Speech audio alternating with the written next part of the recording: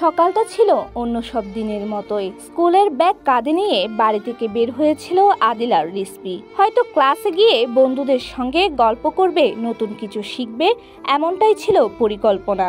কিন্তু তাদের জন্য সেই সকালটাই হয়ে গেল শেষ সকাল। একটি বেপরোয়া বাস, একটি অনাকাঙ্ক্ষিত ধাক্কা, আর তাতেই নিভে গেল দুটি তাজা প্রাণ।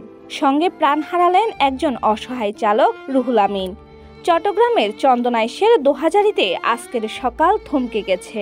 স্তব্ধ হয়েছে পরিবার, শোকে ডুবেছে স্বজনেরা। এই ঘটনায় গুরুতর আহত হয় নবম শ্রেণীর ছাত্রী কাজী ফাহমিদা ওয়াসিমা তুসিন। দোহাজারী হাইওয়ে থানার ওসি শুভরঞ্জন চাকমা বলেন, বাসটি জব্দ করা হয়েছে, চালক ও হেলপার পলাতক রয়েছে। এদিকে দুর্ঘটনার পর বিক্ষুব্ধ জনতা মহাসড়ক অবরোধ করে বিক্ষোভ করেছে। এতে চট্টগ্রাম কক্সবাজার মহাসড়কে কিছু সময় যান চলাচল বন্ধ হয়ে যায়। রনিকান্তি দেবের পাঠানো তথ্যচিত্রে মমি ভট্টাচার্য, সিটিজেন নিউজ, চট্টগ্রাম।